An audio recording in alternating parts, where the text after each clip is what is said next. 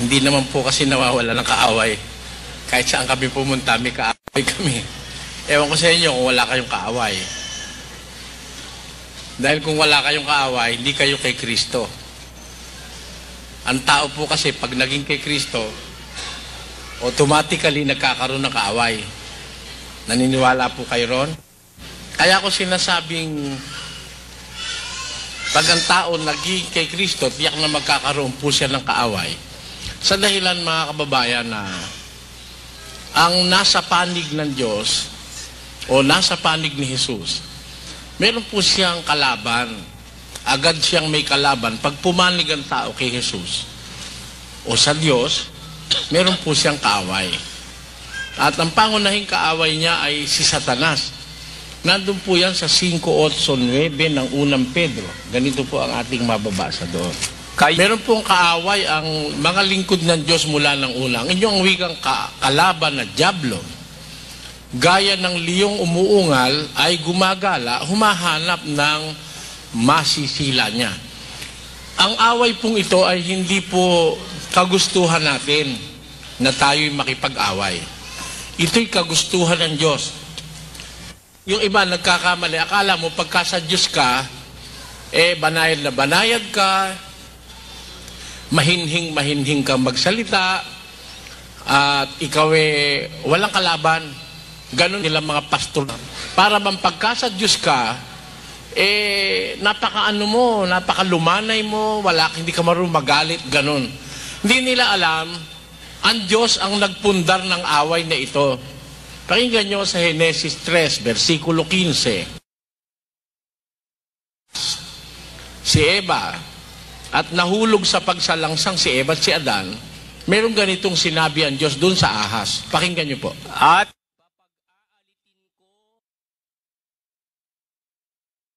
sa sila lang bang dalawa, tuloy po natin. At himo, sabi dun sa ahas, at ang binhi ng babae, mag-aalit din.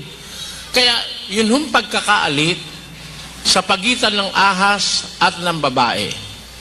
Yung binhi ng ahas at yung binhi ng babae, Diyos po ang may gawa nun. Ngayon itanong nyo, bakit naman ang Diyos nilagyan ng away? Ang pagitan ng dyablo o ng ahas at ng babae. Mabuti, tignan muna natin kung sino yung ahas na yun para alam nyo po ang ibig kong sabihin. Sa 12:7 ng 9 na lang ng Apokalipsis. Ahas na dumaya kay Eva, yun po hindi ordinaryong ahas. Yun po si Satanas na nag-anyong ahas na nakabalatay doon sa puno ng kahoy na ipinagbabawal ng Diyos kainin. Ngayon, ang sabi ng Biblia, pag-aalitin ko, ikaw at ang babae. Sabi ng Diyos dun sa ahas na siyang si Satanas. Meaning, kaya po niya kasi nadaya si Eva, there seems to be quite an intimacy or a friendship between the serpent and the woman.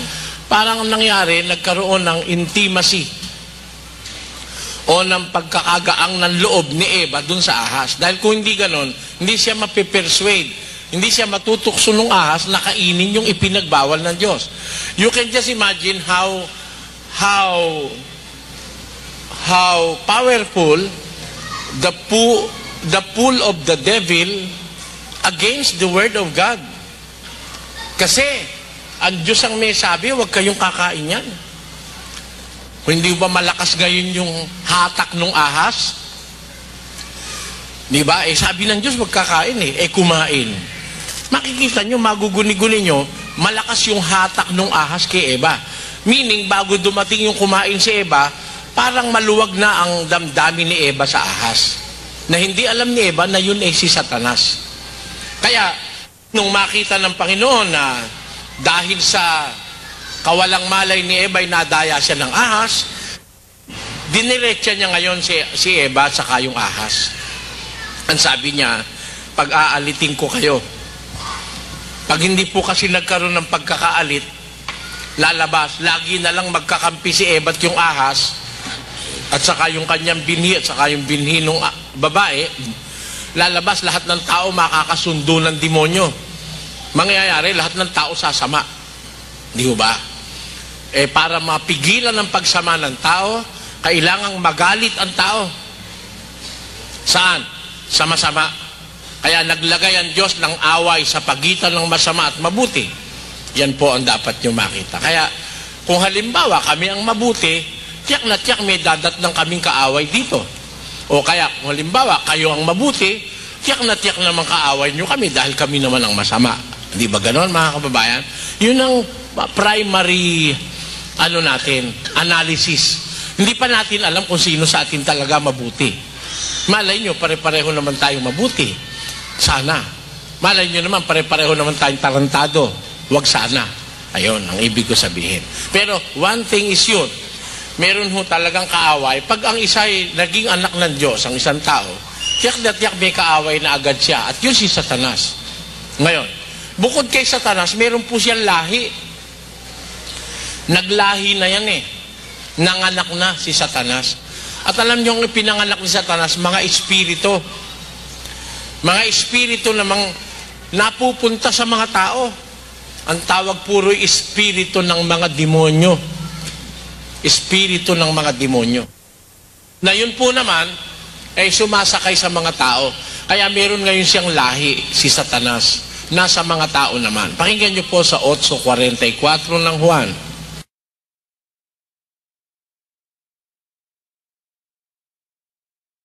Lahi na ng demonyo sa mundo. Dito lang sa Lipa may masakir nung kamakailan, di ba? Di ba? Nung minsan dito sa Lipa, di ba may masakir? O, yung mga mamamatay tao, lahi ng demonyo yun. Sabi ng Biblia, kayo ang wikay sa inyong amang dyablo, sabi ng ating Panginoong Hesus.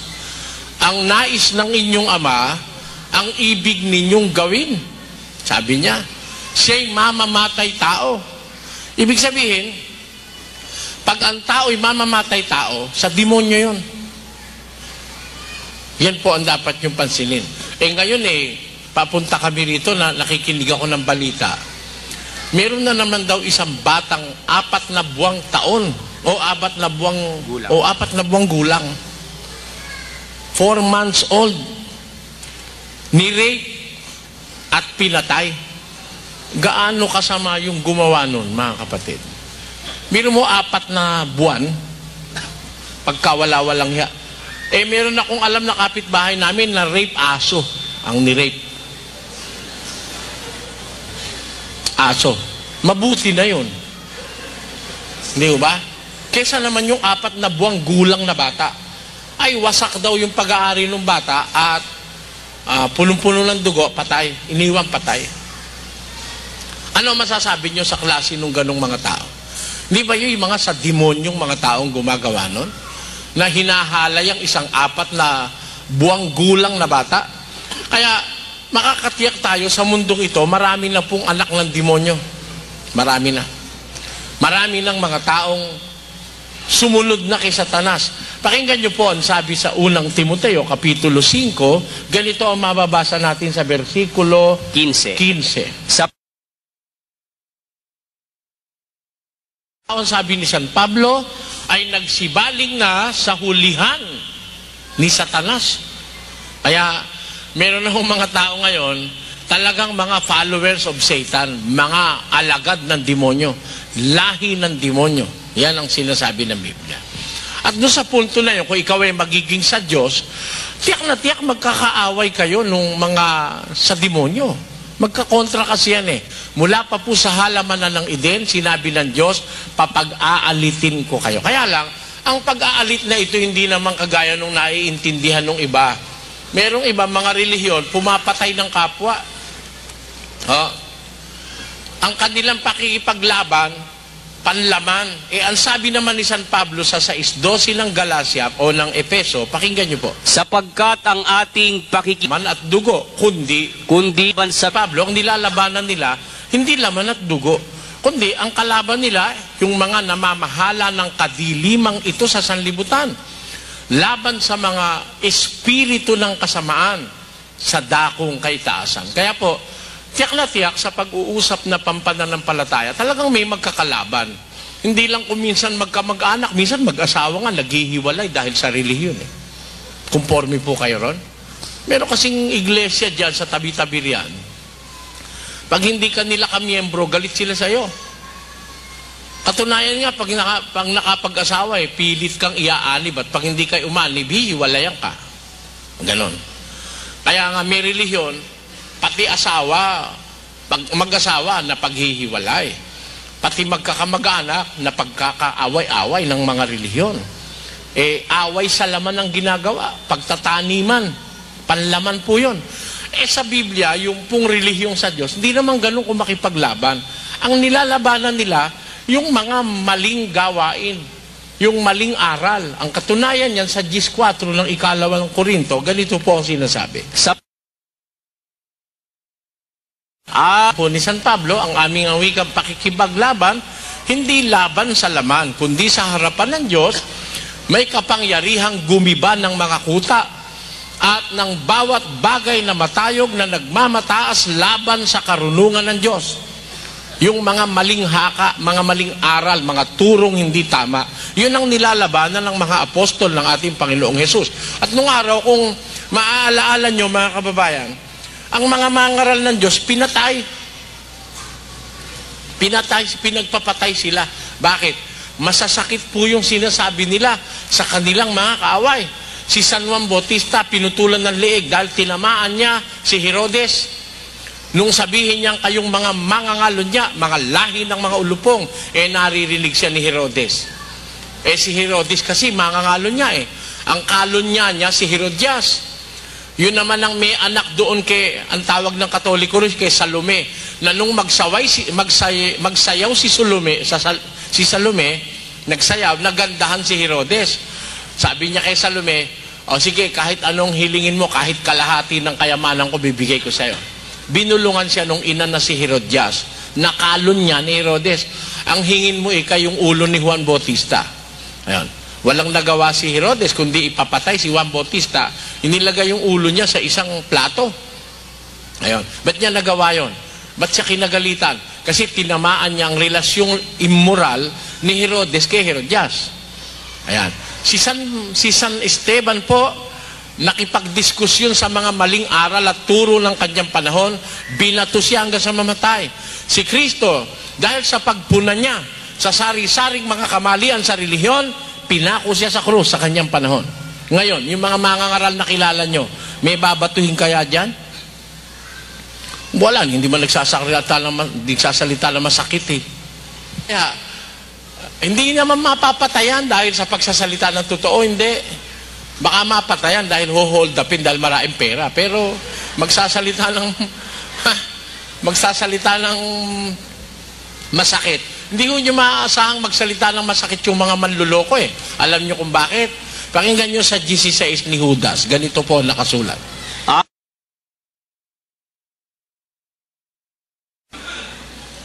Ba't sila magalang? Hindi sila masakit magsalita. Hindi kagaya ni Soriano. Kasi, may target sila Tanyo, yayaman nila ngayon. Yan po. Kaya naman kami, sa kabaligtaran, ayoko namang maging kapareho nung iba na nambobola sa mga tao. Ako po ayoko ng bulahan. Gusto ko totoo. Kung galit kayo, bahala kayo. Total, hindi ko naman kayo kamag-anak. Di ba? Ano ba sa akin kung magalit kayo? Hindi naman sasakit ang ulo ko dahil nagalit kayo sa akin, ano? Unang-una, hindi ko kayo kamag-anak. Wala naman ako utang na loob sa inyo. Di ba? Ngayon, kahit hindi ko naman kayo kamag-anak, mahal ko naman kayo. Dahil hindi ko naman pupuhunanin ang buhay kong magsalita ng masakit para lang mga kababayan kong niloloko ay makalayas sa panluloko. Hindi naman ako mamumuhunan ng buhay. Yun po ang aking prinsipyo. Kaya ako naman nakahandang mamatay Pag alis ko sa bahay, isa-isa kong nagpapaalam doon. Tinga-alis ako, kamakalawa, nandun kami sa, asan ba tayong lupalop ng bansa? Bicol? Sa Bicol. Ha? Sa Lucena. Nung sang araw, nung sang linggo, nasa Binangonan, Rizal kami. Bawat alis ko sa bahay, nagpapaalam ako sa aking ina at doon sa aking mga mahal na apo at mga anak. Alis na ako, anak. Alis na ako, nanay. Alis na ako, mga apo. Kiss muna, kiss. Sabi ko sa mga apo ko. Kasi nakahanda na akong pag-alis ko, maaaring hindi na ako makabalik uli. Ganun yun eh. Bakit po? Kasi, pag nagsasalita ka kasi ng totoo, galit sa'yo maraming mga manlulokong pastor. At yung mga miyembro namang mga tangang panatiko, galit din sa'yo. Yung mga panatikong miyembrong tanga, ay magagalit din sa'yo yung mga yan. Kaya, ang paniwala ko, mga kapatid, ako'y nakahanda. Basta magsasabi ko ng totoo, kagaya ngayong gabi. Ito'y first time natin dito sa Lipa, no? Umpisa pa lang ito, no? Salamat kay Mayor. Sino ba nagbigay sa atin ng pahintulot na gamitin ito? Pahatid nyo na lang po ang aming pasasalamat sa kayong mga tagapamahala ng, ano nga ito? Lipa City. Cultural Center ng Lipa City. Salamat po sa lahat ng tagapamahala ng Cultural Center na ito. Sana gantihin ng Panginoon ang inyong kabutihan sa amin. At ngayong gabi po, bilang unang gabi na tayo nagkita-kita rito sa inyong, hindi ba ang mga tagalipay, di gari Batanggenyong mga tao rin eh? Hindi ga ang Batanggenyo, laging may nakasaksak din eh. Oo, 29, hindi mo pwede pagbalakihan ng Batanggenyo. Alam ko at ako'y, ang akin pong yaya nung araw ay Batanggenyo. Ang apelyido niya ay Luistro. Luistro. Taga saan nga ba si Luistro? Chopilo Luistro ang pangalan ng aking yaya nung araw eh. Siguro ngayon, mga 70 anyos na siya. Kasi nung ako yata 10 taon, 20 na siyang mahigit. Ako ngayon po'y 53 anyos na, hindi ko na nga nakikita siya eh. Mula nung mag-asawa, yung aking yaya, kaya po naman tawag ko yaya ko yon. Kahit saan ako pumunta, ang sabi ng aking ama, wag mong hiwalayan yung anak ko. Siyang kalagi kong kasama, matanda po siya sa akin ng mga 20 anyos eh. Taga rito yun. Kaya alam kong ang mga taga Batangas ay hindi basta naaagrabyado ay. Baka akala nyo. Laging may nakasaksak dito yun eh. Akala ko nga, yun eh, nakakalimutan nun ng kumain eh, pero yung balisong niya, hindi. Para bang sabi niya sa akin, Eli, ikaw kayo tumakain ng tabayag? Ano ka ko yun? Ay, yung bungang mahabang makanyan. Yung pala'y upo. Huwag kang lingon at mahulog tayo sa kuluong. Yung kuluong pala, ano yun? Hindi ko alam na meron palang mga salitang Batanggenyo na iba sa amin salitang Tagalog. Kaya ako, ang aking opisyo sa buhay, ibulgar yung panluloko ng mga bulag na taga-akay. Matatakaw po sa pera yung mga bulag na taga-akay. Ngayon, maaari, siguro kaya kayo narito, napansin nyo sa aming programa sa TV, na kami nga po'y paririto ngayong gabi. Maaring yung mga naririto, merong madalas nang nakakapakinig sa aming sistema ng paglilingkod. Unang-una, mga kababayan, gusto ko po na masanay muna sana kayo. Dito sa kaunting oras na ito, bakit kami nakakapagsalita ng parang masakit sa pandinig ng iba? Alam nyo kasi, ang salita kasi ng Panginoon Diyos, talagang masakit. Pag hindi ka nasaktan, hindi salita ng Diyos yun. Masakit yun eh. Una, sabi ng Diyos, huwag kang mangangalunya. Oh. Hindi ba masakit yun sa kalunyero? Mag-isip ka lang, masakit yun eh. 3 asawa mo'y mahal mo lahat. Pwera lang yung una. O, di ba? Ito ngayon ang salita ng Diyos at sasabihin sa'yo, huwag kang mangangalon niya. Isipin mo't masakit na eh. Isipin mo lang, iiwan mo si Opelia at saka si Naida. O. Doon kang mag-i-stick ngayon doon sa una mong asawa si Celia, mabaho na. 8 na anak ba naman eh. At yung dating Coca-Cola body ngayon parang Coca-Cola namang in can, yung nakalata. Tapos sasabihin sa'yo ngayon ng Diyos, huwag kang mangangalon niya. Isipin mo lang na pababayaan mo na si Sinaida at saka si yung number 2. Masakit na yon. Bawa, sinabi ng Panginoon Diyos, huwag kang magnanakaw. Ang sarap magnakaw. Di ba? Yung mga taong ayaw mapagod. Kaya sarap, lalo na pag ang nananakaw mo, pa daan-daan libo, 5,500 libo. Talungin nyo, kung di masarap magnakaw, ba't pa eh? Ito ngayon ang salita ng Diyos. Ang sabi, doon sa mga magnanakaw, huwag ka magnanakaw. Di ngayon masasakta na yung kalooban mo, mapipigilan ka magnakaw. Kaya po, ang salita ng Diyos, masakit yan. Bakit po? Pakinggan nyo sa 4:12 ng Hebreo. Alas pala niyan. Ang salita, ang wika ng Diyos ay buhay, mabisa, matalas kaysa alinman tabak na may 2 talim. Biro mo katsa, ipaspas ay masusugatan ka. O mapuputol yung kasamaan sa buhay mo. 2 talim eh. Matalas pa. Pag matalas, masakit talaga yon. Tandaan nyo mga kapatid. Pag ang kutsilyo hindi matalas bihira kang masugatan katunayan nga naghihiwa kay katakot-takot na hindi maputol yung karne. Dumaplis man sa kamay mo, hindi ka naman masusugatan, hindi nga maputol yung karne. Pero pag matalas, nakakasugat agad yon. Ganyan po ang salita ng Diyos. Kaya ang aking gustong maiwan sa inyo, ito po'y unang gabi pa lang, hindi naman ako pwedeng umbaga sa saringgola rito, hindi naman ako pwedeng umalagwa agad mga kababayan. Ngayon lang tayo nagtagpo, baka kayo umuwi ng kalagitnaan, kawaawa naman kami rito. Biro mong 6 na oras kami nagbiyahe mula sa Pampanga hanggang dito, tapos iiwanan nyo kami. Pero kaya lang, gusto kong masabi sa inyo na kaya po kuminsan may nasasaktan sa sinasabi namin. Kasi natural na po kasi salita ng Diyos yung masakit Masakit po yun.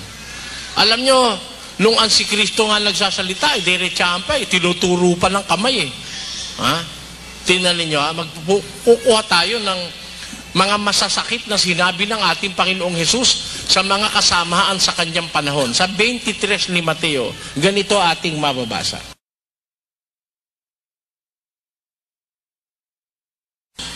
Sa aba ninyo,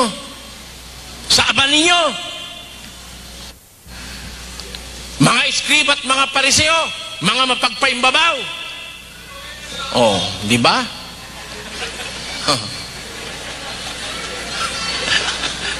Alam nyo ba anong sabihin ni Jesus yun?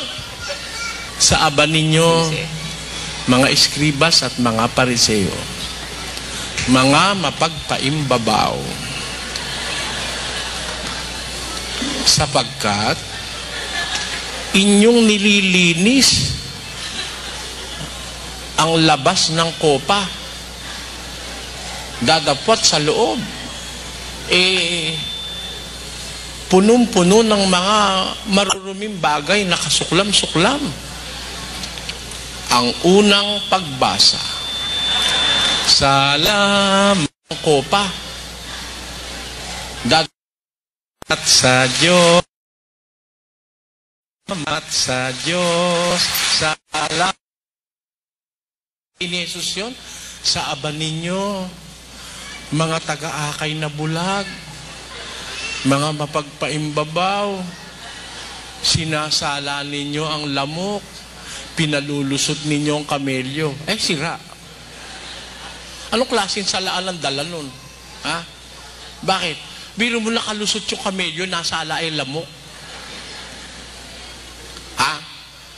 Kung talagang babasahin ko yun, yung sa talagang gustong sabihin ng Panginoong Hesus, sa aba ninyo, mga iskriba at mga pariseo, mga mapagpaimbabaw, sinasala ninyo ang lamok, nilulunok ninyo ang kamelyo. Tama o hindi? Huwag mo naman sabihin sa akin, sabihin ni Jesus yun sa aba ninyo, mga iskriba, pariseo. Ganon? Hindi ganon. Sinabi niya yung masakit yun Natural, matindi dating nun. Kaya naman ang utos niya sa mga ngaral niya, 58:1 ng Isayas. Pakinggan niyo mga kababayan. Utos ng Diyos yun. Humiyaw ka ng malakas. Huwag ka magpigil. Ilakas mo ang iyong tinig na parang pakakak. Ipahayag mo sa aking bayan ang kanilang mga pagsalangsang.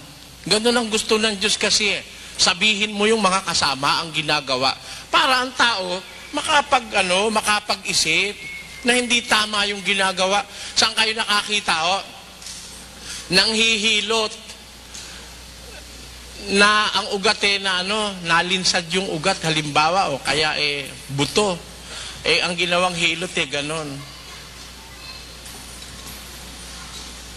Ganon. Hindi nga masakit. Pero hindi gagaling yung hilot. Yung pila, hindi ga? Para gumaling. Ito, isa lang ito. Minsan lang. Hakatakin ko, ha? Ingat ka. Ilambot mo. Ito na. Nauli. Tamo, masakit. Pero nauli. Naalis yung pilay. Kesa naman doon, magdamag kang gaganunin. Hindi gagaling yun. Ganyan. Kaya po ang mga mangaral ng Diyos, inutusan ng Diyos na para gumaling ang mga tao sa maling gawain, isigaw mo yung kanilang ginagawang masama. Paano mo sisigaw? Pakinggan nyo sa Tito, ganito nakasulat.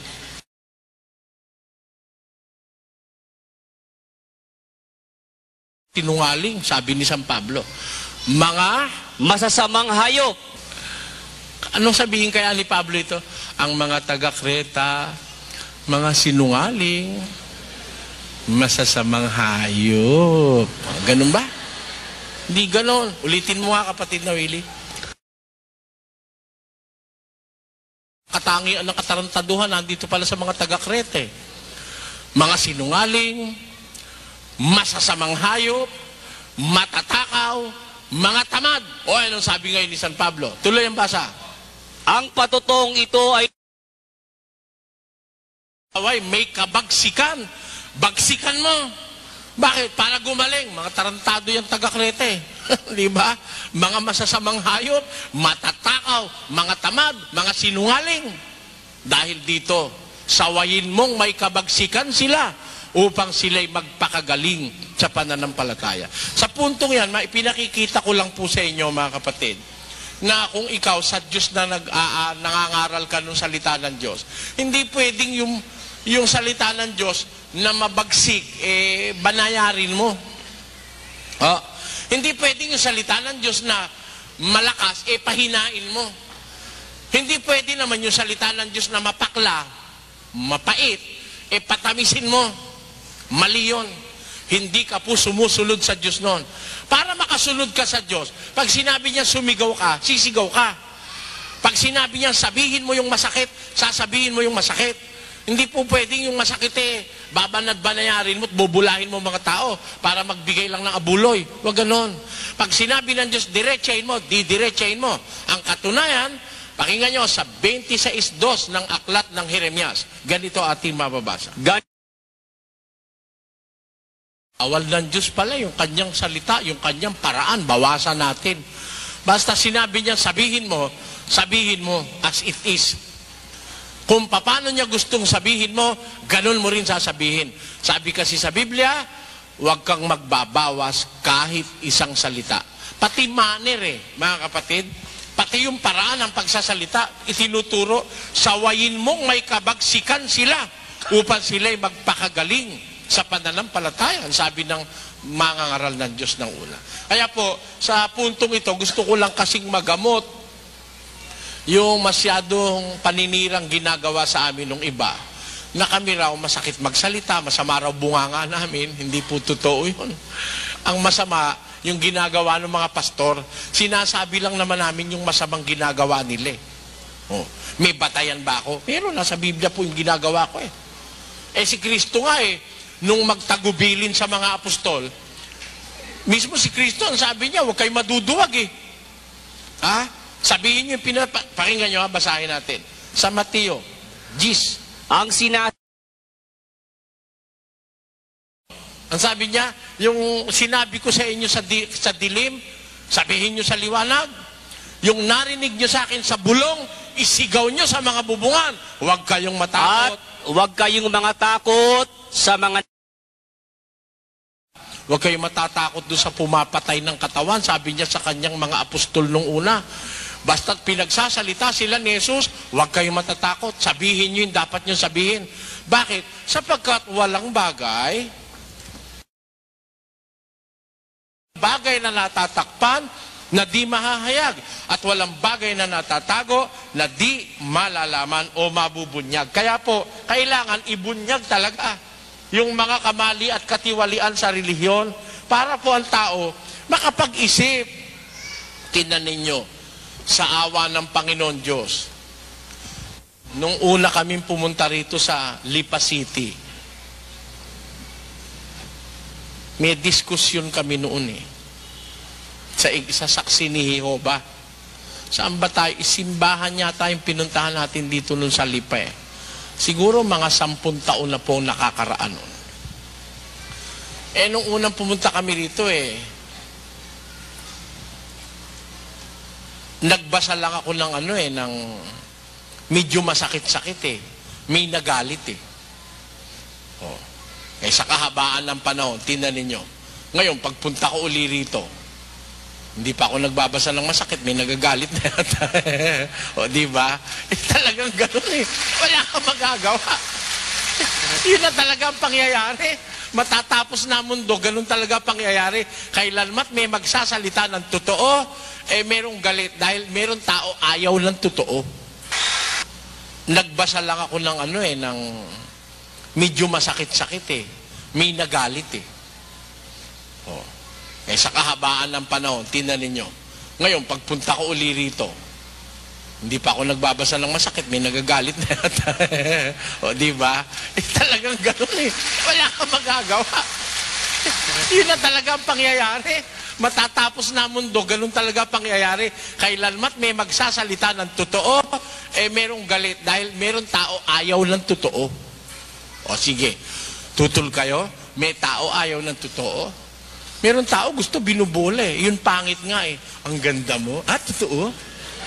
Pero talaga naman pangit. Pero yung tao, sabihin mo, pangit, totoo. Ang totoo lang, pangit ka. Sabihin mo ganon, ay, magagalit sa'yo. Diba? Pero yung talagang pangit, bulahin mo. Ay, naku, gustong-gusto. Baka pamiriendahin ka pa. Diba?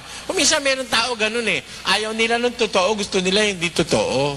Ganun po sa relihiyon. Kaya, mga kababayan tagarit sa Lipa, nakakatakot kasi kayo Alam nyo kung bakit? Ilan ho sa inyo may dalang baliso ngayong gabi? Ganyan po talaga pero kung ako naman matatakot. Kung ako matatakot, sabi ni Jesus, huwag kayong matakot sa pumapatay ng katawan. Kung ang mga apostol lang ni Jesus kung magsalita, huwag kayong matakot. Pag nagsasalita kayo ng totoo, huwag kayong... Pagka may tatama ang tao, iniiwas nila yung salita ng Diyos. Para wag silang makasakit ng damdamin. Alam nyo, mga ganon, mga kababayan, may hidden agenda yon. May nakatagong intensyon yon. Alam nyo kung ano yung nakatagong intensyon? Sabi ng Biblia sila'y nagpapakita ng galang sa mga tao dahil sa pakikinabangin. Anong tawag ng Biblia ron sa mga yon? Pakinggan nyo sa Roma 16. Ganito mababasa natin sa 18. Naman pala naglilingkod kay Kristo, ang pinaglilingkuran pala ng mga tiyan. Yung sarili nila tiyan. Paano sila kung magsalita? Tuloy. Mamagitan ng wika ng kanilang mabubuting pananalita, maiinam na talumpati, nananalumpati, walang Biblia. Di ba? Magmasid kayo mga mangaral ngayon, puro mananalumpati. Nagbababasa ba ng sitas? Babasa isang sitas. Pagkabasa, magkukwento na. Ikot ng ikot yung sa stings. Ano po ang sabi, dear brothers and sisters, ang unang sikreto ng pag-unlad, alin? Magbigay ng ikapo. Yan ang number 1. Huwag niyo kakalimutan yan. Mga brothers and sisters, nakikinig ba kayo? Opo. Amen. Praise the Lord. Hallelujah. Praise be to God. Praise be to Christ Jesus. Ganyan. Kaya walang magagalit ngayon. Ang pangalawa na sikreto ng pag-unlad, magbigay ng love offering. Amen? Taas nyo kamay nyo. Taas ang kamay. Taas ang kamay. Ayan. Papataas ang kamay. Tataas mo naman. O yan, yung palad nyo, bukas nyo. Yan, yan. O, di ba? Pagka ganyan bukas ang palad. Pagka ganun, sarado. Yan pagsuntok yan, pansuntok. Pag nakasara, susuntok, mananakit. Pero pag magbibigay ang tao, bukas ang palad. O, kaya tayo mga Kristiyano, lagi tayong bukas ang palad sa Diyos. Hallelujah! Amen! Praise the Lord! O, yun. O, sino ngayon may magagalit ba ron? Talumpati ng talumpati, lakad nga ng lakad sa station eh. Ha? Talumpati ng talumpati. Sabi ng banal na kasulatan, ang mga gayon tao, hindi naglilingkod yun sa Kristong Panginoon, kundi sa kanilang sariling tiyan. At sa pamamagitan ng kanilang mabuting pananalita at maiinam na mga talumpati, dinadaya nila ang mga puso ng mga walang malay. O di manluloko pala yan kung magsalita mabuting magsalita at manalumpati. Nandyan ang manluloko. Yung hindi masakit magsalita. Ako, sinasabi na marami, masakit daw ako magsalita. Kaya nga po ako'y nadidimanda palagi. Dinimanda ako sa Maynila, dinismiss ng piskal. Dinimanda ako sa Quezon City, dinismiss ng piskal. Nag-appeal sila sa DOJ, dinismiss pa uli. Tapos dinimanda na naman ako sa Legazpi, dinismiss. Nung madismiss sa Legazpi, dinimanda na naman ako sa Sorsogon. Nung madismiss sa Sorsogon, dinimanda na naman ako sa Iriga. Tamo, bakit ako dinidimanda? Masakit kasi yung sinasabi ko. Tumatama sa buto. Maitim ang nasa sa kapwa. Bakit? Sa pamamagitan ng kanilang mabuting salita at mainam na talumpati, dinadaya nila ang mga puso ng mga walang malay. Mandaraya. Kaya sabi ni Jesus, alam nyo, sabi ni Jesus, doon tayo mag-iingat. O, tinan nyo ha? Tinan nyo to. Tinan nyo nga kung kasali ko rito, mga kababayan. Kayo hahatol ha. Kilala nyo na ako, napanood nyo ako sa TV. Tinan nyo kung kasali ko rito sa sinabi ni Jesus na ito. 7:15.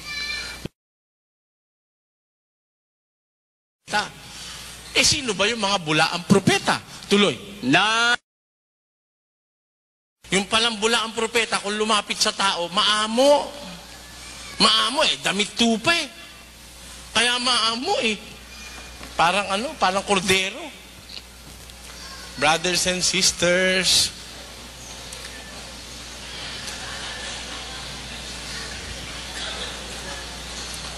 magagalit ka ba ron?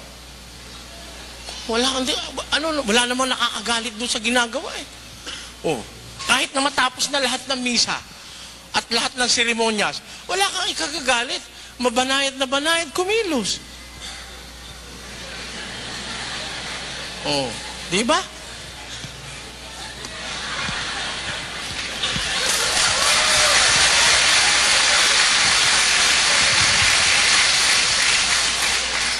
May magagalit ba ron? O ingat kayo ron.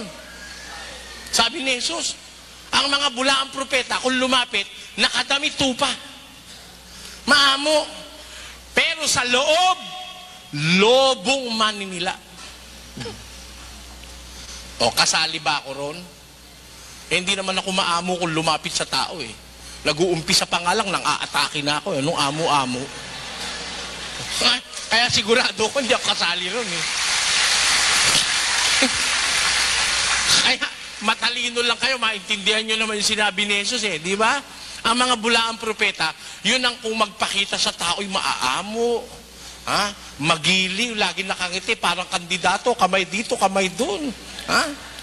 At saka talagang maiinganyo ka. Biro mo naman marunong silang magkakaway. Magandang gabi mga kapatid. God bless you, God bless you. Thank you, there is Jesus. Thank you, there is Jesus. Sino magagalit doon? Yung mga kamay niyong itinaas, sino mang mahipo niya ang gagaling? Help me, Jesus. Gagaling, help me, Jesus. Ayan, paano ka? Sino ba magagalit sa mga ganun? Sige nga, pag nagalit ka ron, luko-luko ka. Wala namang sinasabing masakit eh. Di ba? Wala eh. Wala. Lalo na yung mataba doon sa Channel 9. Lord, tingnan mo ang mga prayer request na ito, Lord. Pagpalain mo lahat ang mga ito, Lord. Lord, ikaw po ang una, Lord. Eh ngayon, may magagalit ba ron? Ingat kayo, sabi ni Jesus sa mga bulaang propeta. Ingat kayo. Marami yan. Dito sa Lipa, marai. Mga bulaang propeta. Nadaanan ko mga kapilya rito eh. Kapilya ng mga tulisan, marai rito.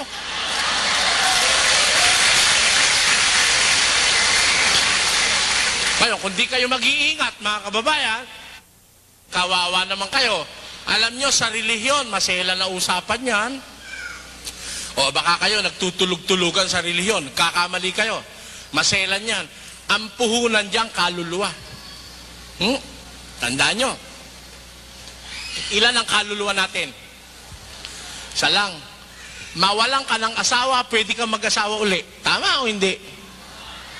Ay, nako. Madali lang kumuha ng asawa ngayon. Lalo na pag may pera ka, kahit matanda kang mabaho, makakakuha ka ng asawa. Di ba? Nawalan ka ng asawa, pwede. Mawalan ka ng nobya, pwede uling palitan. Nawalan ka ng pera o ng negosyo, nasunog ang bahay mo. Pag marunong ka, kikita ka uli, makakapagpundar ka uli. Pero, pag nawala ang kaluluwa mo, wala nang katumbas yung halaga. Sabi ni Jesus, anong mapapakinabang ng tao? Basa.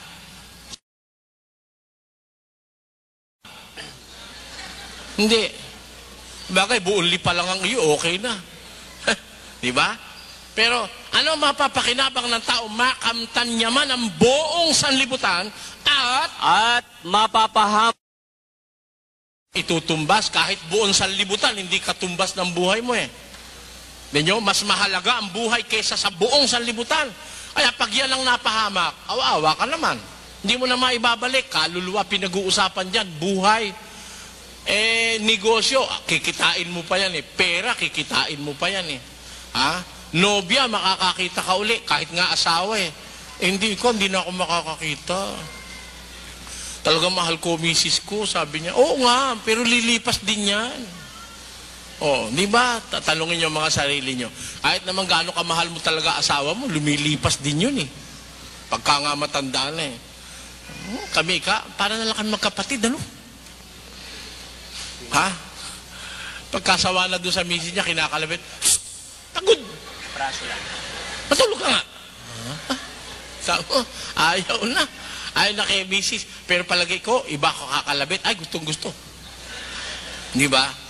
Sasabihin pa, may pangako. Talaga, may pangako naman. Hanggang sa dulo ng walang hanggan. Tamo. Napakawalang hiyapan ng pangako. Meron ba naman dulo yung walang hanggan? Hanggang matapos ang kailan pa man. Meron pa nga, palalo pa kung magako sa mga minamahal eh.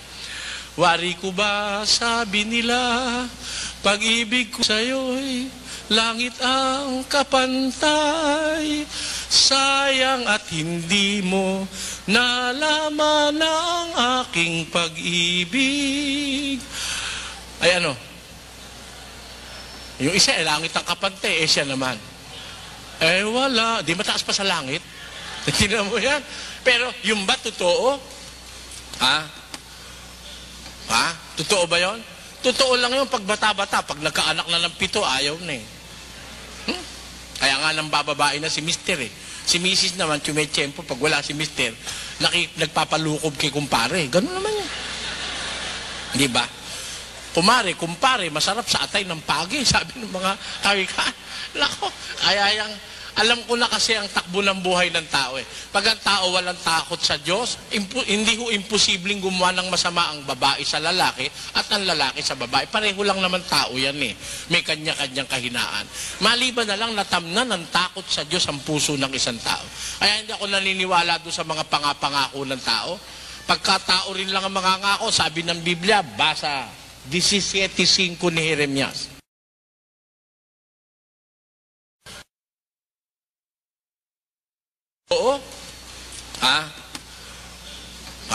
Totoo ba yon?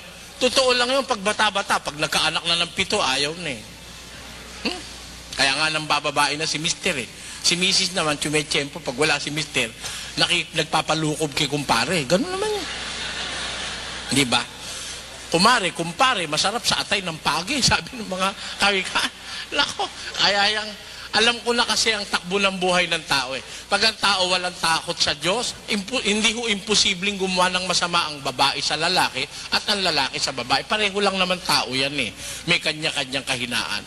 Maliban na lang natamnan ng takot sa Diyos ang puso ng isang tao. Kaya hindi ako naniniwala doon sa mga pangako ng tao. Pagkatao rin lang ang mga ngako, sabi ng Biblia, basa 17:5 ni Jeremias. ganito